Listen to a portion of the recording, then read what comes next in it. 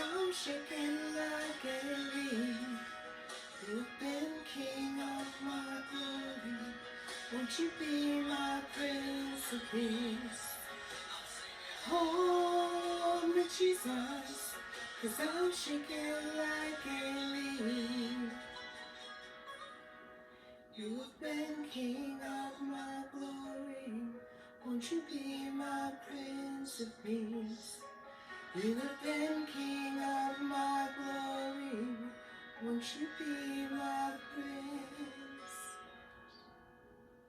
of Peace?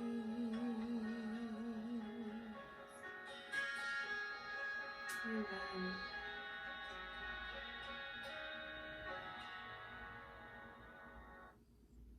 Another one of my trusted favorite songs. Hello and welcome to today's Bible study quiet time. I'm in my prayer room and I've had a beautiful Bible study this morning, and then of course I taught my class, and I want to share with you some of the things I came up with during my quiet time. So today I'd like to briefly speak about depression, because I think it's a timely discussion.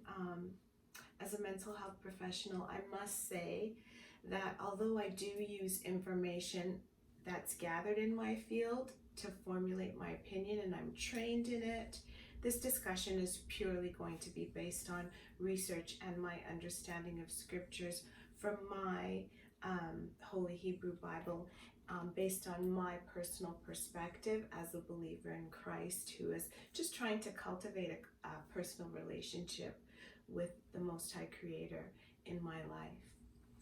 So I do, recommend that if you're struggling to the point where you can't function in life, definitely you're going to need professional help.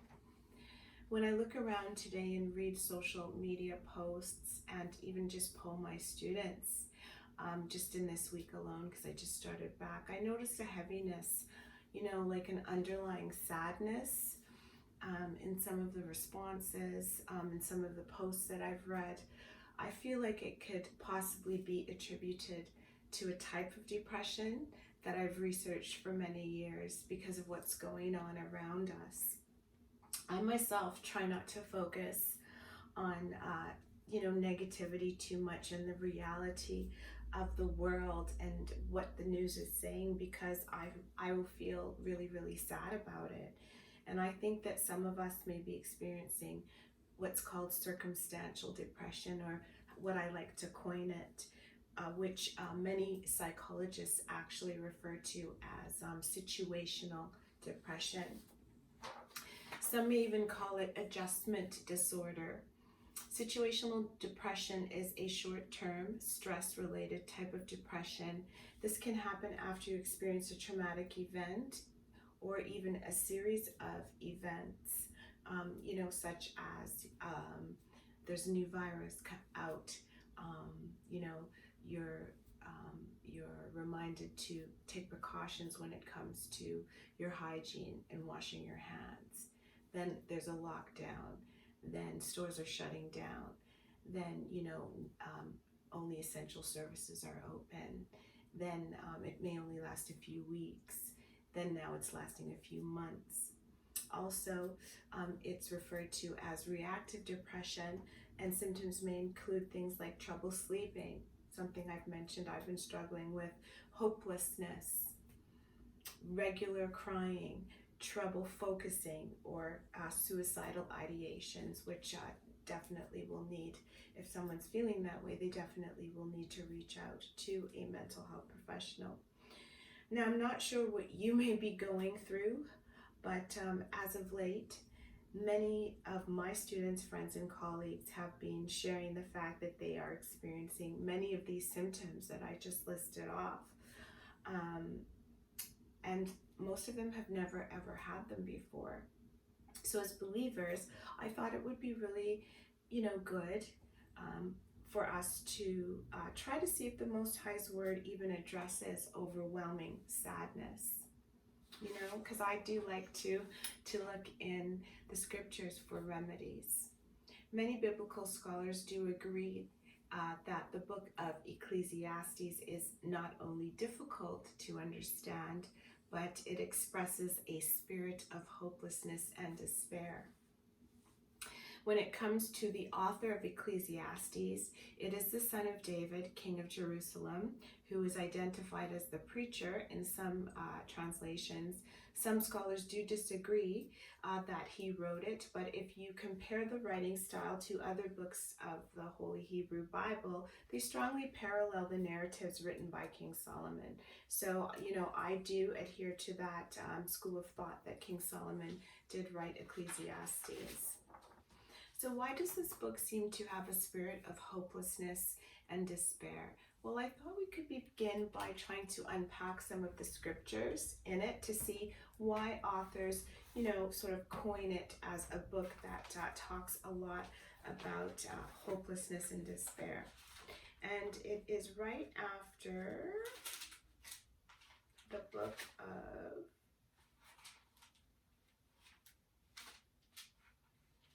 Sorry, just let me find it. There we go. I'm in the Complete Jewish Bible, and I'm sorry, but they're all written in Hebrew. So sometimes I can't remember the Hebrew name of them. So just give me one moment, and I'll just find it. Okay, got it here. I should have had a bookmark, but I did not. Okay. And I'll tell you what it's called in a moment, if I can remember how to pronounce it. It's called Kohelet. Okay, so if we turn to the book of Ecclesiastes, Kohelet, K-O-H-E-L-E-T, and we're trying to figure out, why is this book called a book of hopeless, that contains a spirit of hopeless despair? If we go to Ecclesiastes chapter 1 and we read verse 2, and I'm reading from the Complete Jewish Bible, it says, pointless, pointless, utterly meaningless, nothing matters. The author, based on those just few words, sounds very hopeless here. If we also go down to verse number 8, the author says, everything is wearisome, more than one can express. The eye is not satisfied with seeing, and the ear not filled up with hearing. Then if we go down to verse number 16 of the same chapter, chapter 1, it says, I said to myself, look, I have acquired much wisdom, more than anyone ruling Jerusalem before me. Yes, I experienced a great deal of wisdom and knowledge. Yet, when I applied myself to understanding, wisdom, and knowledge, as well as stupidity and folly, I came to see that this too was merely feeding on the wind. Okay, and I'll just put that down for a moment. So basically, we can see from those verses that we've read, I can deduce that I agree with that. That does sound like someone is hopeless and in a deep spirit of despair. Now, in verse 16, it said in the Complete Jewish version, a feeding on the wind, and some versions or translations mention that it's a chasing after the wind. It basically means something has no purpose, like the path leads to nowhere. And if you think about wind, if you try to grasp wind, you can't. It's utterly impossible. So I would say that we can deduce that if this individual is saying that everything that they've accomplished in life is chasing after the wind and utterly impossible, they could be operating from a depressive place. Now let's turn to chapter 2, and we're going to read verses, quite a few verses. We're going to read verses 1 to 11.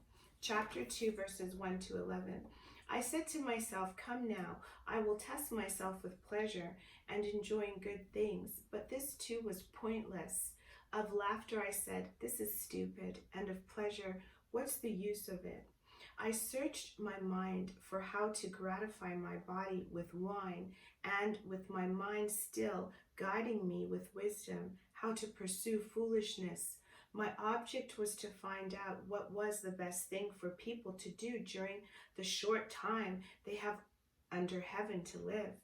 I worked on a grand scale. I built myself palaces, planted myself vineyards, and made myself gardens and parks. In them I planted all kinds of fruit trees. I made myself pools from which to water the trees springing up in the forest. I bought male and female slaves, and I had my homeborn slaves as well. I also had growing herds of cattle and flocks of sheep, more than anyone before me in Jerusalem. I amassed silver and gold, the wealth of kings and provinces.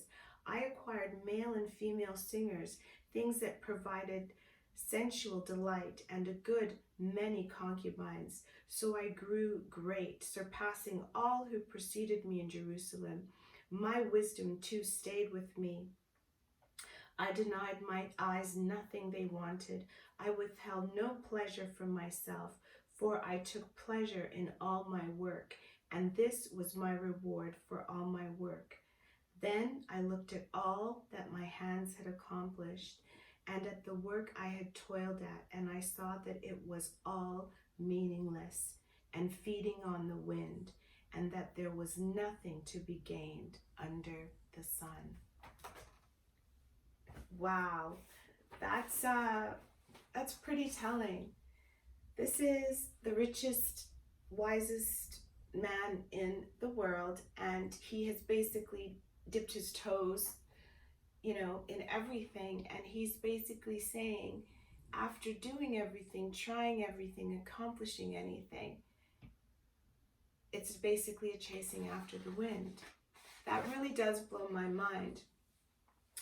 Then in verse 14, if we could just read that, it says,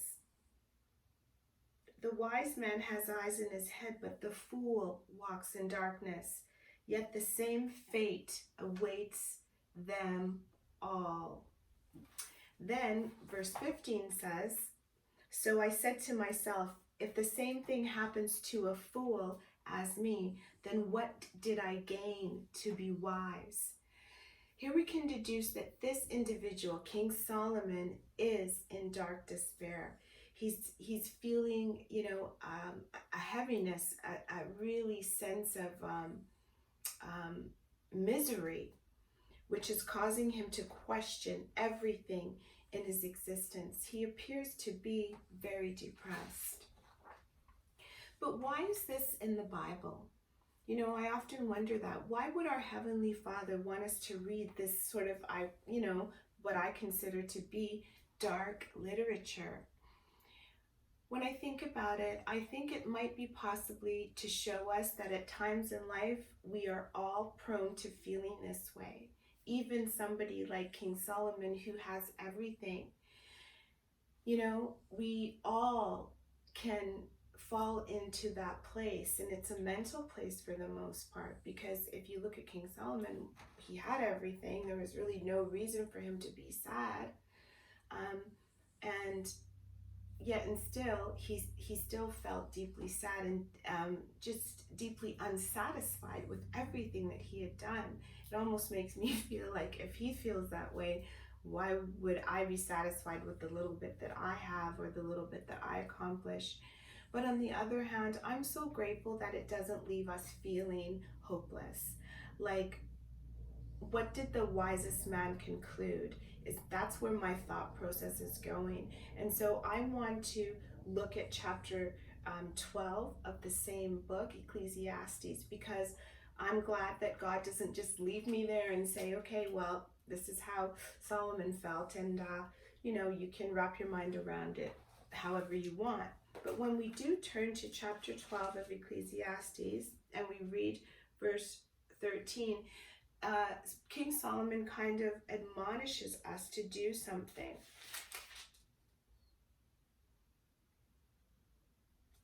He says, here's the final conclusion now that you have heard everything. Fear God and keep his mitzvah. This is what being human is all about. It says, fear God, fear the Most High, and keep his commands. That's the purpose of human existence. So after all of that and all of those accomplishments and everything that I would say that anybody who had a spirit of wanting to accomplish things within them would want, King Solomon turns around and says, fear the Most High and keep his commands. Now, I can't just leave this Bible study there. I have to read some verses that speak to the disease, I call it. I like to label things, the disease of sadness that I find so many people that are close to me are struggling with right now and during these difficult times. And so I want to share and wrap up with some scriptures that I use personally as remedies for sadness. I think I'm going to use my King James Version. And first I want to turn to Isaiah 41 verse 10. And let's read that and let's see what the Most High, creator of the universe, wants to give us as a remedy for sadness. Isaiah chapter 41 verse 10. And as you can see, it seems like someone wants to come up on the bed now all the time. Let's read Isaiah chapter 41 verse 10. Let's look at this remedy here. It says, fear thou not, for I am with thee. Be not dismayed, for I am thy God. I will strengthen thee, yea, I will help thee. Yea, I will hold and uphold thee with the right hand of my righteousness. Let's also turn to Philippians chapter 4, and we're going to read verses 12 and 13.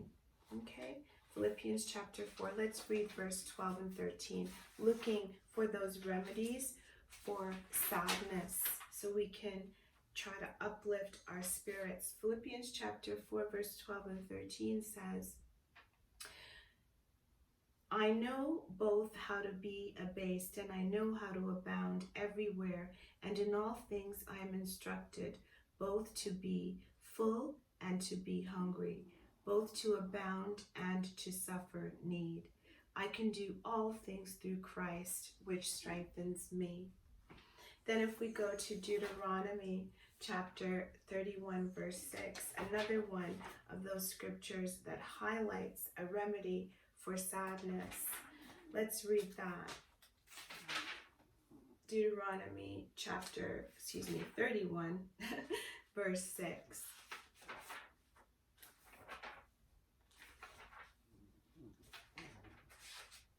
Deuteronomy chapter 31 verse 6 says, be strong and be of good courage, fear not, nor be afraid of them, for the Lord thy God, he is that doth go with thee. He will not fail thee, nor forsake me. I have two final scriptures that I want to read to you. The first one is taken, I'm laughing because my dog is snoring right now. The first one is taken from Isaiah, and I'm going to read chapter 40, verse 29, and then I'm going to read Psalm chapter 32, verse 7 and 8. I'm going to read Isaiah first. Isaiah 40, verse 29, remembering that we are looking for remedies for sadness. Isaiah chapter 40, verse 29 says,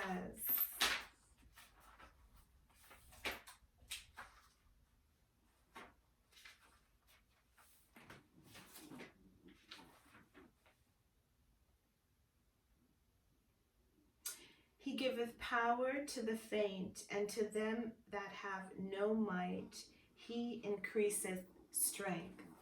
And finally, I'm going to be reading Psalm chapter 32, and I'm going to read verse 7 and 8. Psalm chapter 32 as a remedy for sadness, verse 7 and 8. Thou art my hiding place. Thou shalt preserve me from trouble. Thou shalt compass me about with songs of deliverance. I will instruct thee and teach thee in the way which thou shalt go. I will guide thee with mine eye. The Most High God, creator of the universe, is our hiding place. He's our spiritual hiding place, and he is our strength and salvation. And when I am weak, he is strong. If you are feeling sad and sinking into that deep, dark abyss of sadness that I'm also familiar with, or hopelessness, I want to encourage you to say these 3 words. Hold me, Jesus. In times of despair, those 3 words, hold me, Jesus, have given me the strength to lay my burdens on the throne of grace, and basically give me the strength to, because there have been times when I couldn't even speak. So I've had to say, hold me, Jesus. And then I've found the strength to open up my heart and pour out my heart to the Most High. Time and time again, God has shown me that He is here for me. He has my back. God has shown up for me, and He has pulled me out of that deep, dark abyss of sadness. And you know what? He can do the same for you. All you have to do is open up your heart to Him. And if you have no words, all you have to say is, hold me, Jesus. Thank you for watching.